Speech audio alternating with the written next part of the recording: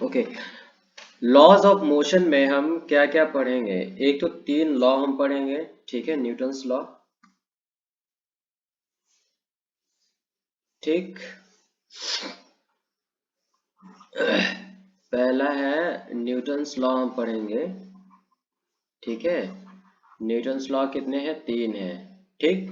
ये आप लोगों ने हो सकता है कि 9th क्लास में पढ़ा रहा हो लेकिन याद ना हो, ठीक है। ये आपके 9th क्लास में था न्यूटन्स लॉ, ठीक। 3 लॉ होते हैं, 1, 2 एंड 3, ठीक। इसके बारे में हम जानेंगे। और पूरा पूरा लॉज ऑफ मोशन बेसिकली इन्हीं 3 लॉ के अराउंड है पूरा, ठीक है। ओके, फोर्स के बारे में जानेंगे। फोर्स कैलकुलेट कैसे करते हैं, कहाँ पे क्या होता है, कितना होता है, ठीक है। मोमेंटम के बारे में जानेंगे, ठीक है, ठीक है ना।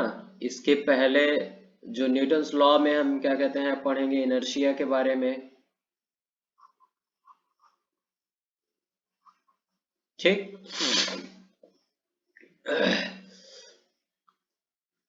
कंजर्वेशन ऑफ मोमेंटम के बारे में पढ़ेंगे। मैं बहुत रैंडम तरीके से मैं टॉपिक्स लिख रहा हूँ, ठीक है। ये सारे आपके 5वें चैप्टर में, मोमेंटम, ये सारे टॉपिक्स आपके 5वें चैप्टर में हैं, ठीक है। तो आप लोगों को करना क्या है, एक बार पूरा 5वां चैप्टर पलट के देख लेना कि कौन कौन से टॉपिक हैं और कौन कौन से हो रहे हैं हमारे क्लास में, ठीक है। ठीक, ताकि तुम लोग को पता हो कि हाँ कौन सा टॉपिक हो रहा है और कौन सा छूट रहा है, कम से कम बता सको, ठीक है। ओके, लगभग लगभग इतनी चीजें हम मोटा मोटा हम पढ़ेंगे। और फर्स्ट जो अभी हम पिछले चैप्टर हमने जो खत्म कर चुके हैं उसमें हमने जो पढ़ा था, अ, हमने उसमें क्या क्या पढ़ा था, वेक्टर के बारे में पढ़ा था, वेक्टर हमने पढ़ा था। और वेलोसिटी एंड एक्सेलरेशन कैसे निकालते हैं वो हमने पढ़ रखा था, ठीक है। वेलोसिटी एंड एक्सेलरेशन हम ज्यादातर हमने किस केस में हमने निकाला है, जहां पे एक्सेलरेशन कांस्टेंट रहता है, ठीक है। वो वाला केस हमने स्टडी किया हुआ है, ठीक है। Motion in plane with uniform acceleration, ठीक है, बेसिकली, ठीक।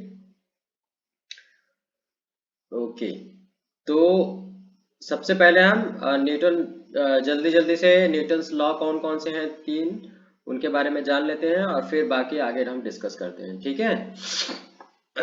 मैं ऑफिशियल स्टेटमेंट जो होता है वो आप लोगों को बुक से देखना पड़ेगा, मैं यहाँ पे वो नहीं लिख पाऊंगा, ठीक है। जो पहला लॉ होता है न्यूटन्स फर्स्ट लॉ, ठीक। जो 2 लोग नए आए हुए हैं उनको मैं थोड़ी कुछ चीजें मैं बता दूं। आपको क्लास में ना लिखने की जरूरत नहीं है, जब क्या कहते हैं मैं क्वेश्चन सॉल्व करने के लिए तभी आपको पेन चलाना है, बाकी पूरा ध्यान आपको स्क्रीन पे लगाना है, ठीक है। ओके, बाकी चीजें साक्षी से और चीजें मतलब जो हम इस क्लास में करते हैं क्या नहीं होता है क्या होता है वो साक्षी से पूछ लेना, डिस्कस कर लेना, ठीक है, ठीक। बाकी आपको नोट्स वगैरह सब मिलती जाएगी, ठीक है। तो न्यूटन्स फर्स्ट लॉ क्या है? न्यूटन्स फर्स्ट लॉ का जो स्टेटमेंट है वो आपको बुक से देखना है, ठीक है, क्योंकि वो एज इट इज है, ठीक है। एज इट इज का मतलब क्या हुआ कि जो बुक में है वैसा ही उसका स्टेटमेंट होगा, वैसा ही स्टेटमेंट हम जब बताते हैं, ठीक है, तो वर्ड बाय वर्ड जो बुक में है बस वही हमको बताना पड़ेगा, ठीक है। तो आप लोगों को देखना है कि उसका क्या कहता है फर्स्ट, ये न्यूटन्स फर्स्ट लॉ का स्टेटमेंट क्या है, ठीक है। स्टेटमेंट का मतलब क्या हुआ, न्यूटन्स फर्स्ट लॉ लिखा होगा और उसका एक लाइन लिखी होगी न्यूटन्स फर्स्ट लॉ क्या है, ठीक है। वो लाइन जानना अपने के लिए जरूरी है। तो जो लाइन है ना वो बिल्कुल वैसा ही कि वैसा ही आपको याद रखना है, ठीक है। इसका मतलब हम समझा देते हैं उस लाइन का क्या मतलब होता है, ठीक। न्यूटन्स फर्स्ट लॉ में हम क्या जानते हैं कि कोई बॉडी है, लेट्स से, ठीक है, कोई भी बॉडी है, ठीक, कोई ऑब्जेक्ट है, कोई बॉडी है, कुछ भी जो कोई चीज है, ठीक, वो रुकी हुई है किसी जगह पे, स्टॉप्ड है, रुकी हुई है, ठीक है। तो न्यूटन्स फर्स्ट लॉ के हिसाब से जब तक हम इस पे कोई फोर्स नहीं लगाएंगे तब तक ये उसी जगह पे रहेगी, है ना। ये तो कॉमन सी बात है, ये तो सब लोग तो क्या कहते हैं वैसे भी समझ जाओगे, है ना। कोई चीज किसी स्थान पे रखी हुई है तो वो कब तक रखी रहेगी, जब तक उस पे कोई चीज हम लोड नहीं लगाएंगे, उसको हम क्या कहते हैं धक्का नहीं मारेंगे, उसको हम उठाएंगे नहीं, कुछ हम उसको हम कुछ करेंगे नहीं, तब तक वो वैसे ही के वैसे ही रखा रहेगा। ऐसा होता है ना, देखते हो कि ना, ऐसा होता है, ठीक है। ये तो हुआ जब कोई चीज रेस्ट पे है, रेस्ट का क्या मतलब हुआ है, कोई चीज स्टॉप्ड है, ठीक है, स्टॉप्ड है, ठीक है। हाँ, सेकेंड केस क्या होता है, कोई चीज मूव कर रही है लेकिन कांस्टेंट वेलोसिटी से,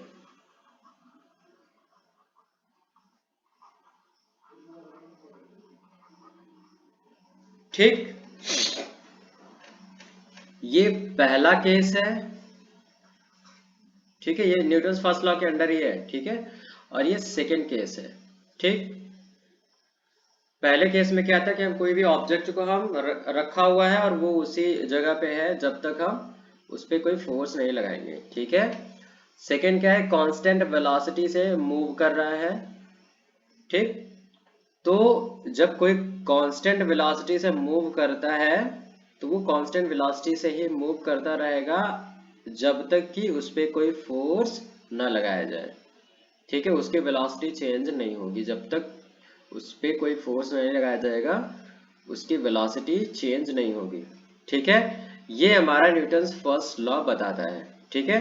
तो न्यूटन्स फर्स्ट लॉ के हिसाब से हमारे हमको क्या पता लगे, अगर कोई बॉडी रेस्ट पे है यानी स्टॉप्ड है तो वो स्टॉप्ड ही रहेगी, अगर कोई बॉडी कांस्टेंट वेलोसिटी से मूव कर रही है तो वो कांस्टेंट वेलोसिटी से मूव करती रहेगी जब तक कि कोई फोर्स ना लगाया जाए, एक्सटर्नल फोर्स ना लगाया जाए, ठीक है, एक्सटर्नल डिस्टरबेंस ना दिया जाए, ठीक है।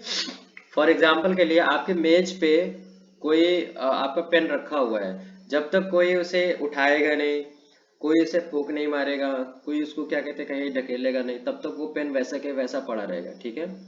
या मान लो तुम नहीं कर रहे हो तो कहीं से हवा आके हवा लग गई तो वो पेन थोड़ा सा मूव कर गया, अगर हवा भी नहीं लगेगी तब क्या कहते हैं वो पेन वहीं पे रखा रहेगा, ठीक है। इसी तरीके से कांस्टेंट वेलोसिटी वाला जो केस है, कोई ऑब्जेक्ट कांस्टेंट वेलोसिटी से मूव कर रहा है तो वो हमेशा कांस्टेंट वेलोसिटी से मूव करता रहेगा उसी वेलोसिटी से, ठीक है, वो कभी रुकेगा नहीं, तभी रुकेगा जब उस पे कुछ एक्सटर्नल फोर्स लगाया जा रहा है।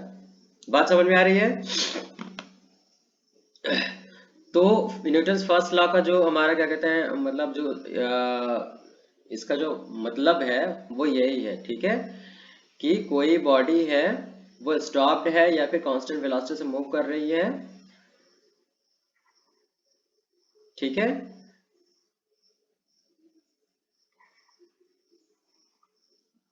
unless it is subjected to external force, ठीक। न्यूटन्स फर्स्ट लॉ का एक ऑफिशियल स्टेटमेंट है, ठीक है, वो आपको बुक से देख के याद करना है, लिखना है, ठीक है, वो आपको नोट करना है, मैं वही मेरे नोट्स में भी जब मैं नोट्स दूंगा तो वही स्टेटमेंट होगा, ये तो मैंने सिर्फ समझाने के लिए आपको लिखा है कि न्यूटन्स फर्स्ट लॉ का मतलब क्या है, ठीक है।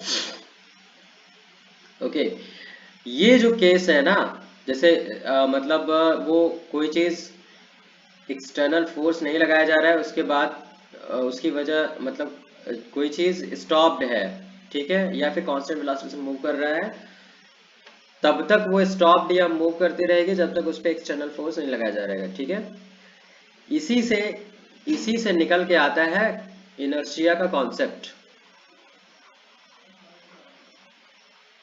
ठीक है, ओके।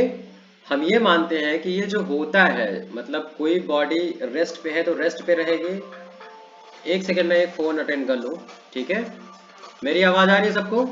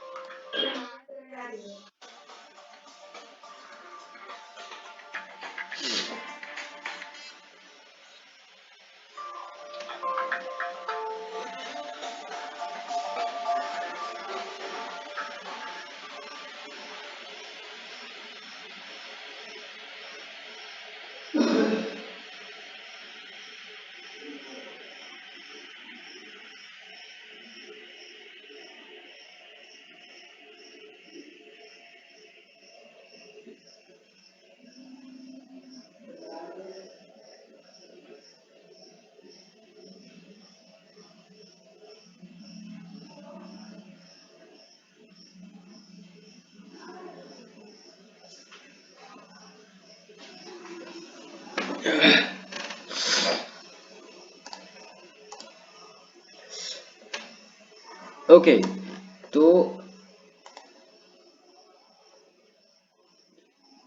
ये जो दो केसेस थे, ये होता किस वजह से है? हम ये मानते हैं कि हर एक ऑब्जेक्ट में, हर एक बॉडी में इनर्शिया होता है, जिसकी वजह से ये होता है। ठीक है? ओके, मतलब इनर्शिया क्या होता है? इनर्शिया ही किसी बॉडी को जिस स्टेट में है उसी स्टेट में रखने की कोशिश करता है। ठीक है? तो जैसे कोई बॉडी रेस्ट पे है, रखी हुई है, तो हम ये कहते हैं कि वो उसी जगह पे है बिकॉज इट हैज इनर्शिया। ठीक है? कोई बॉडी कांस्टेंट वेलोसिटी से मूव कर रही है, वो कांस्टेंट कांस्टेंट वेलोसिटी से मूव करती रहेगी because it has inertia. Okay, ठीक है? तो वो ये जो फर्स्ट एंड दो सेकेंड केस होता है कि कांस्टेंट वेलोसिटी से मूव कर रहा है या स्टॉप्ड है, वो इनर्शिया की वजह से ही हम मानते हैं कि होता है। ठीक है? ठीक, तो ये है मोटा मोटा न्यूटन्स फर्स्ट लॉ का स्टेट, ये न्यूटन्स फर्स्ट लॉ का जो मतलब है वो ये है। ठीक है? इससे कुछ क्वेश्चंस बनते हैं, उन क्वेश्चंस को मैं डिस्कस किए देता हूँ। ठीक है? कभी कभी आपसे ये पूछा जाता है कि जब आप मतलब कभी कभी बाइक से सब ने क्या कहते हैं, मतलब बाइक पे सब लोग चले हो ना, ठीक है, बैठे हो, ऐसा कोई है जो बाइक पे नहीं बैठा है?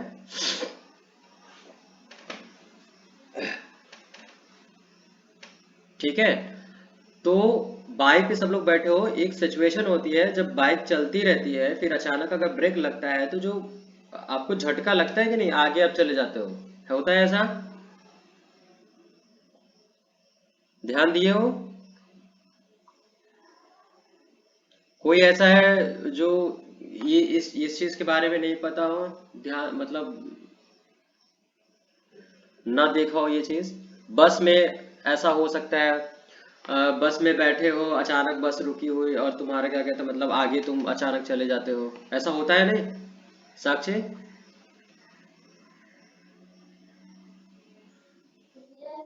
होता है ना? तो ये एक क्वेश्चन पूछा जाता है कि ये क्यों होता है। ठीक है? तो होता क्या है कि जब हम बाइक के साथ चलते चलते हैं, ठीक है, बाइक कांस्टेंट वेलोसिटी से मूव कर रही है। कांस्टेंट वेलोसिटी का मतलब सबको समझ में आ रहा है कि नहीं आ रहा है? मैं बार बार कांस्टेंट वेलोसिटी बोल तो रहा हूँ। कोई ऐसा है जिसको कांस्टेंट वेलोसिटी का मतलब समझ में नहीं आ रहा है?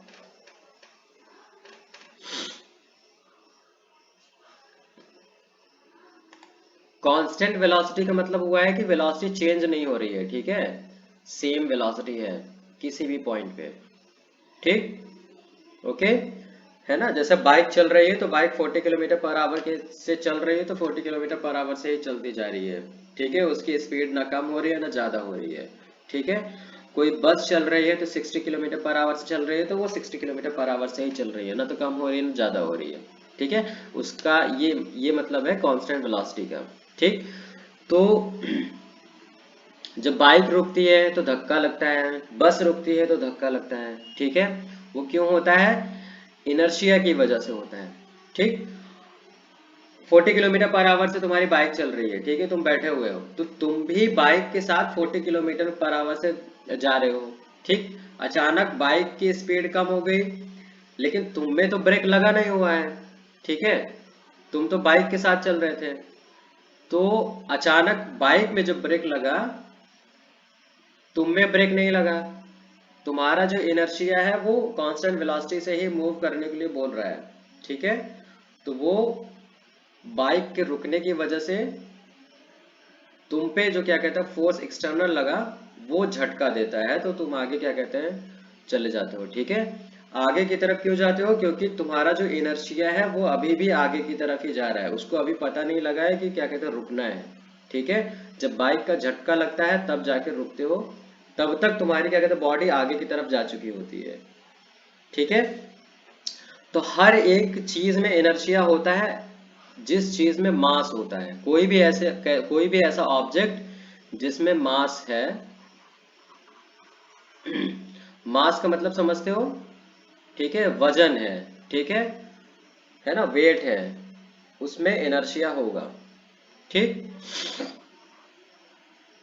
बात समझ में आ रही है। इसी तरीके से बस में जब चलते हो, तो बस के साथ तुम चलते जा रहे हो, ठीक है, तो तुम्हारा कुछ इनर्शिया है जो कि कांस्टेंट वेलोसिटी से मूव कर रहा है, ठीक है, इनर्शिया की वजह से तुम भी कांस्टेंट वेलोसिटी से मूव कर रहे हो। बस अचानक रुक गई, लेकिन तुम अभी भी जो रुकने का टाइम है वो तुमको बाद में पता लगा, तब पता लगा जब तुमको झटका लग गया, ठीक है। तो वो जो आगे की तरफ जा रहे हो ना, तो तुम्हारी बॉडी आगे की तरफ हमेशा जाती रहती है, जाती रहती है, जब क्या कहते हैं बस रुकी और तुमको आगे से झटका लगा तब जाके तुम रुकते हो, अदरवाइज तुम रुक नहीं पाते हो, ठीक है। इसीलिए तुम जाके आगे की बस में होते तो आगे की सीट में लड़ जाते हो, या फिर क्या कहते हैं जब बाइक के पीछे बैठे हो तो आगे वाले ड्राइवर पे जाके तुमको क्या कहते हैं झटका लगता है, ठीक है। तो ये इनर्शिया की वजह से ही होता है, ठीक, समझ में आ रही है बात, कोई क्वेश्चन कोई डाउट इसमें किसी को भी, ठीक है। ओके, अभी हम देखेंगे कि सेकंड ये होता है फर्स्ट लॉ, जो कि इसको हम इनर्शिया का लॉ भी बोलते हैं, ठीक है। इसका जो डेफिनेशन है या फिर स्टेटमेंट है या फिर जो लॉ है, जो स्टेटमेंट है, जो मतलब वर्ड बाय वर्ड, वो आपको बुक से देख के याद करना है, मैं क्या कहते हैं नोट्स में आपको दे भी दूंगा, ठीक है, उसमें लिखा होगा वही चीज, ठीक, यहाँ पे मैं सिर्फ समझा रहा हूँ, नोट वो नहीं बताऊंगा, ठीक है। सेकेंड लॉ अब मैं बताने जा रहा हूँ, कोई डाउट है फर्स्ट में, जो जो चीजें मैंने बताई सबको समझ में आया।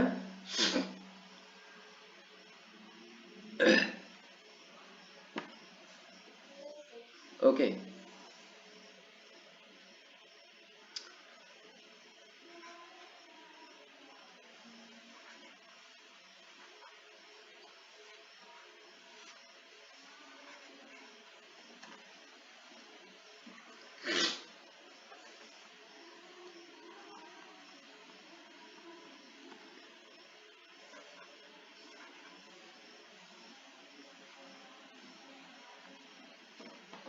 सेकेंड लॉ ये है, ठीक है।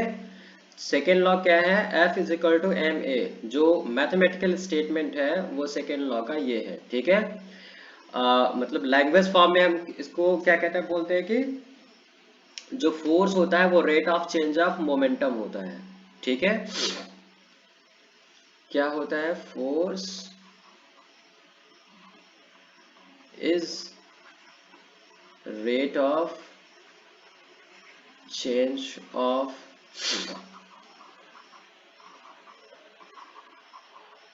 मोमेंटम है, ठीक है। अब मोमेंटम क्या होता है अभी बताता हूं, ठीक है।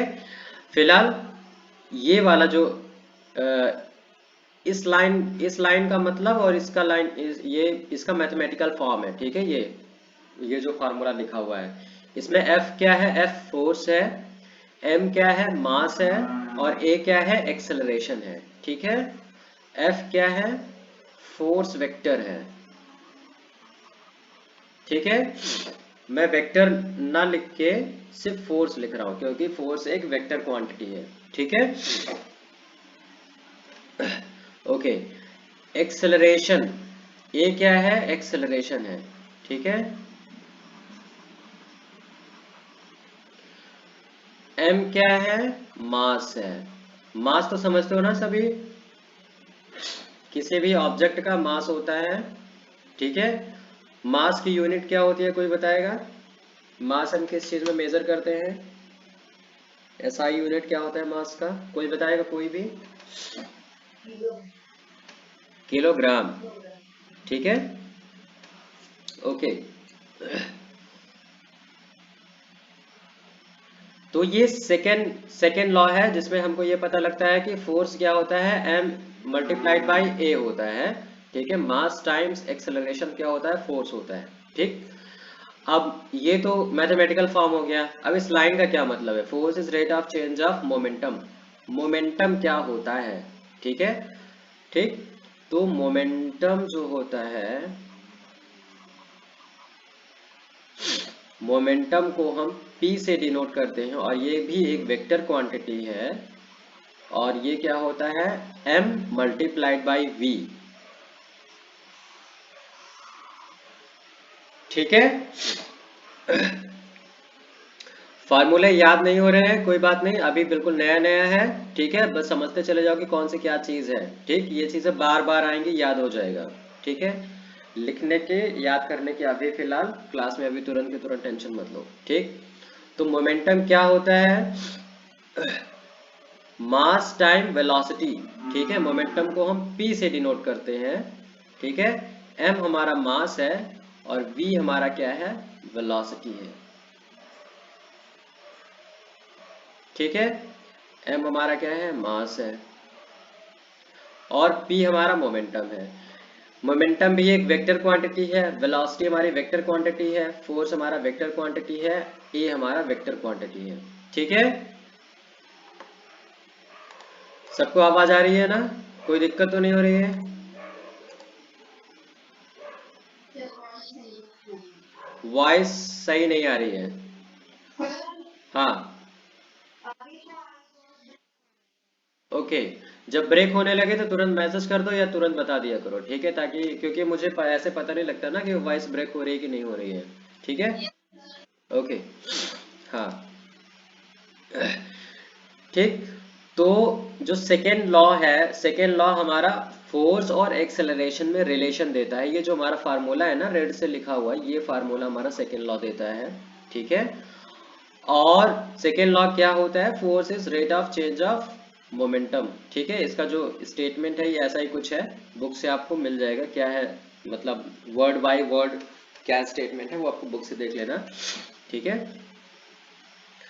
तो सेकेंड लॉ का मतलब क्या है कि हमको ये फार्मूला मिलता है। ठीक है, हमको मोमेंटम के बारे में पता चलता है। मोमेंटम क्या होता है, मास टाइम वेलोसिटी। वेलोसिटी को हम मास से मल्टीप्लाई कर देते हैं तो वो क्या होता है, मोमेंटम आ जाता है।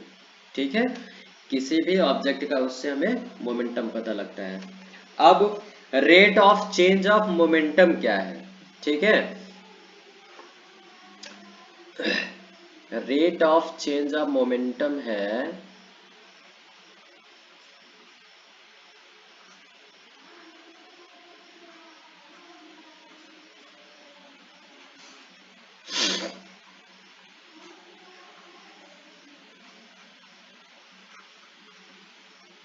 ठीक। इस फार्मूले का क्या मतलब है, ये मोमेंटम किसी t2 टाइम पे है, ये मोमेंटम t1 टाइम पे है। ठीक है, नीचे टाइम है t2 एंड t1। ठीक, तो हम क्या कर रहे हैं, जो मोमेंटम में जो चेंज हो रहा है, ठीक है, उसको हम डिवाइड कर रहे हैं टाइम के चेंज से।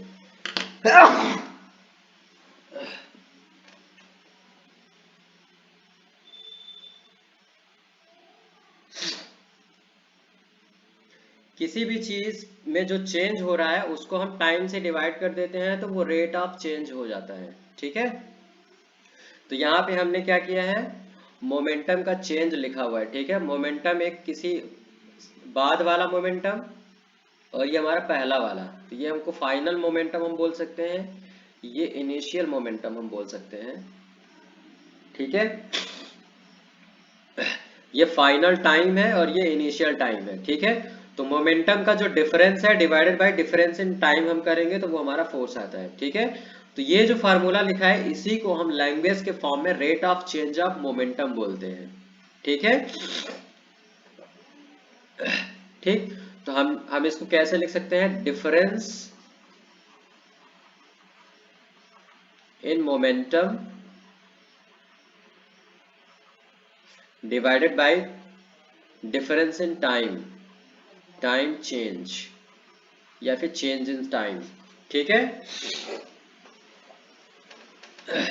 तो ये हमारा फोर्स होता है। ठीक, ओके।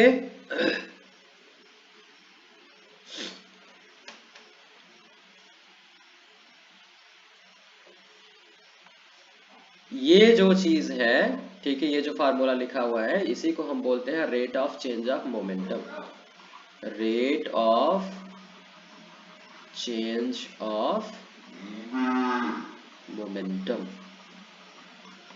ठीक है, समझ में आया? तो बेसिकली हम अ, ये वाला फार्मूला हो गया। ठीक है, इस फार्मूले को हम एक तरीके से और भी लिखते हैं, मैं बता देता हूं, लेकिन अभी उसका मैं ज्यादा भी डिटेल नहीं दूंगा। ठीक है, ठीक, ये फार्मूला हम इस तरीके से भी लिखते हैं। ठीक है, और इसी से फिर ये वाला फार्मूला डिराइव होता है, जो हमारा एक्सेलरेशन वाला फार्मूला है। ठीक, ठीक है। अब इसमें दो तीन चीजें हैं जो कि मैंने अभी बताया नहीं है, जो मैथ में मुझे बताना पड़ेगा, वो मैं एक दिन बताऊंगा। ठीक है, ये जो d बाई डी टी मैंने लिखा हुआ है यहाँ पे भी और यहाँ पे भी, ठीक है, ये हम पढ़ते हैं डिफरेंशियल कैलकुलस में, जो कि हमारा मैथ का टॉपिक है। ठीक है, मैथ का ये एक टॉपिक है, डिफरेंशियल कैलकुलस। ठीक है, ये मैंने शुरू में बताया था कि ये हम पढ़ाएंगे। ठीक, ये एक दिन हम क्या कहते हैं, ये सारी ये मैं मतलब एक दिन एक्स्ट्रा क्लास लेके ये चीज मैं आपको लोगों को बताऊंगा थोड़ा बहुत। ठीक है, तो फिलहाल आप ये जान लीजिए कि क्या कहते हैं, ये जो फोर्स से m is equal to m a आता है, F is equal to m a आता है, ये फार्मूला इस तरीके से आता है। ठीक है, तो हम बेसिकली हम दो फार्मूला, ये वाला फार्मूला हम ज्यादातर यूज करते जाएंगे। ठीक है, हमको इससे डेरिवेशन से अभी फिलहाल ज्यादा मतलब नहीं है। ठीक, जब हम मैथ में ये डिफरेंशियल कैलकुलस आप सभी लोगों को बता देंगे, तब फिर ये चीज आप लोगों को वैसे भी ये समझ में आ जाएगी। ठीक है, तो फिलहाल हमको इसको याद रखना है और इसी से रिलेटेड हम ज्यादातर क्वेश्चन करेंगे। ठीक है, बात समझ में आ रही है? पहला फार्मूला ये हो गया सेकेंड लॉ में, और एक मैंने फार्मूला ये बता दिया, P is equal to m v. ठीक है, बात समझ में आई? ठीक, और हाँ, ये वाला जो फार्मूला मैंने लिखा हुआ है ना, ठीक है, m v two mv1 divided by t two minus t one, इसको हम इस तरीके से भी लिख सकते हैं। ठीक है, F is equal to p two minus p one divided by t two minus t one. ठीक है, P2 की वैल्यू एम वी रखोगे तो एम वी टू आ जाएगा, m v one minus divided by t two minus t one. ठीक है, तो ये वही वाला फार्मूला आ गया। ठीक, ये तीन चीजें हमको सेकेंड लॉ में मिलती हैं। तो सेकेंड लॉ काफी यूज होता है, और सेकेंड लॉ पे हमको बहुत सारे क्वेश्चन बनेंगे, क्योंकि ये इसमें ये फार्मूला जो है F is equal to m a और P is equal to m v, और ये जो नीचे मैंने लिखा हुआ है, ठीक है, ये फार्मूला काफी यूज होंगे। तो सेकेंड लॉ हमको काफी हैवी फार्मूला दे देता है। ठीक है, कोई डाउट इसमें, कोई चीज ना समझ में आ रही हो वो हमसे पूछ लो, याद नहीं हो रही हो उससे कोई दिक्कत नहीं है, याद हो जाएंगी चीजें। कोई चीज समझ में ना आई हो वो हमसे क्या कहते हैं पूछ सकते हो। ठीक है, कौन सा क्या, किसका क्या मतलब है। ठीक है, क्वेश्चन हम करेंगे तो और ज्यादा क्लियर हो जाएगा। फिलहाल यहाँ तक कोई दिक्कत किसी को?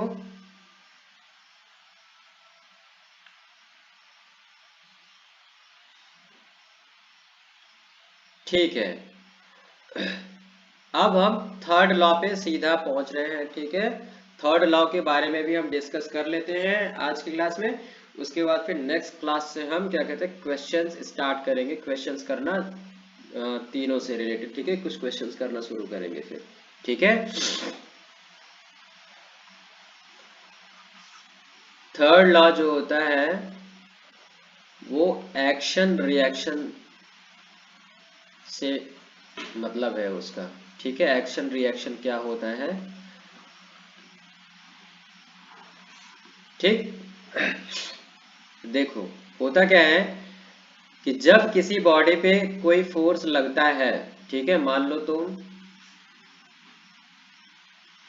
ये एक कोई प्लेट है, ठीक है, और इस प्लेट पे तुम फोर्स लगा रहे हो एफ, ठीक है, एफ क्वांटिटी का तुम कोई फोर्स लगा रहे हो, ठीक है, ओके।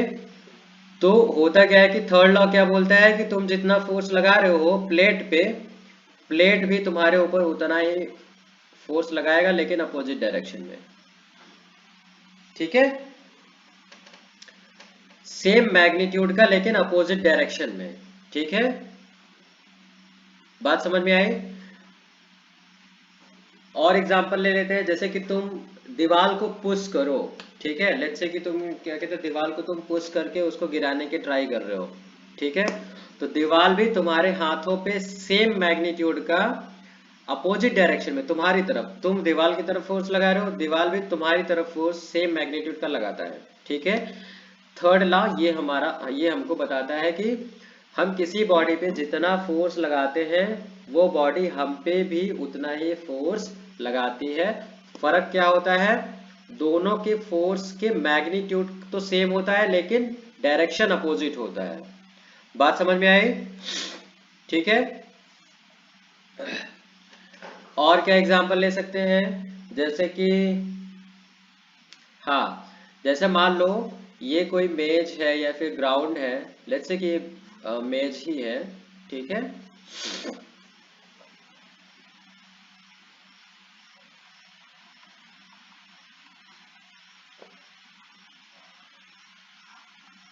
ठीक, ये मेज है, मेज पे कोई ऑब्जेक्ट रखा हुआ है, लेट्स से कि 5 किलो का एक डिब्बा रखा हुआ है, ठीक है, तो 5 किलो का वेट जो है मेज पे लग रहा है, ठीक है, तो ये नीचे की तरफ लग रहा है ये वेट, बात समझ में आ रही है ना, क्योंकि 5 किलो का वेट जो है नीचे की तरफ लग रहा है ना, तभी तो क्या कहते हैं मतलब मेज को वो दबा के रखेगा, ठीक।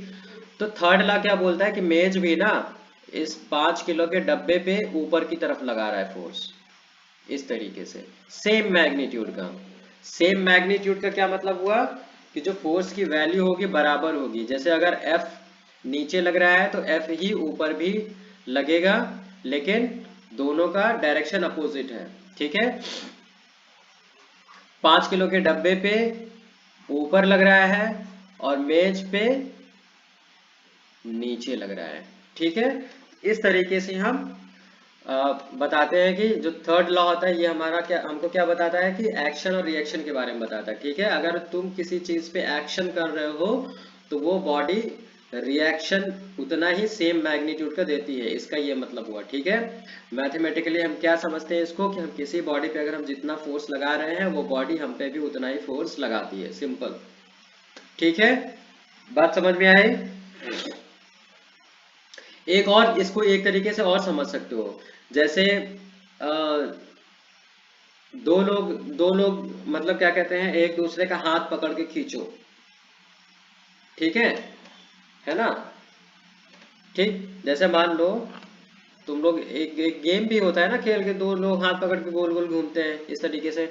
तो क्या कर सकते हो, जैसे कि मान लो कोई कोई मतलब कोई पर्सन ए है, कोई सेकंड पर्सन बी है, ठीक है, ठीक, तो ये अपनी तरफ इसको खींच रहा है, ये अपनी तरफ इसको खींच रहा है, ठीक है, ठीक, और दोनों एक दूसरे को ना तो ये ए ना तो बी को अपनी तरफ ले जा पा रहा है ना बी ए को अपनी तरफ ले जा पा रहा है, दोनों ये उसी जगह पे एक दूसरे को बस खींचे हुए हैं, ठीक है, ठीक। तो जो बी है ए पे उतना ही फोर्स लगा रहा है जितना ए बी पे फोर्स लगा रहा है, तो दोनों बराबर ही फोर्स एक दूसरे पे लगा रहे हैं, इसीलिए दोनों एक दूसरे को कहीं नहीं ले जा पा रहे, ठीक है। मान लो ए ज्यादा मजबूत हुआ और उसने ज्यादा फोर्स लगा लिया तो बी जो है ए की तरफ ढकेल जाएगा, चला जाएगा ना, ठीक है, जो ज्यादा मजबूत होगा वो उसको खींच लेगा। अगर दोनों बराबर मजबूती से एक दूसरे को पकड़े हुए हैं तो दोनों क्या कहते हैं कहीं पे नहीं जाएंगे, वहीं पे रहेंगे, ठीक है। तो ये हमारा थर्ड लॉ कहता है, थर्ड लॉ क्या कहता है कि जितना हम किसी चीज पे एक्शन लगाते हैं या फोर्स लगाते हैं उतना ही वो चीज, वो जो बॉडी है दूसरी तरफ, उतना ही हमारे ऊपर रिएक्शन लगता है। ठीक है, सेम मैग्नीट्यूड का, लेकिन डिफरेंस क्या होता है, दोनों का डायरेक्शन अलग होता है। ठीक है, वेक्टर क्वांटिटी है फोर्स, फोर्स एक वेक्टर क्वांटिटी है और वेक्टर में मैग्नीट्यूड होता है और डायरेक्शन होता है। ठीक है, तो जो थर्ड लॉ होता है, एक्शन और रिएक्शन लगता है, ठीक है, मैग्नीट्यूड बराबर ही रहेगा लेकिन अपोजिट डायरेक्शन हो जाएगा। ठीक, तो ये हमारा तीन लॉ हुए, मोटा मोटा ये हमने बता दिया।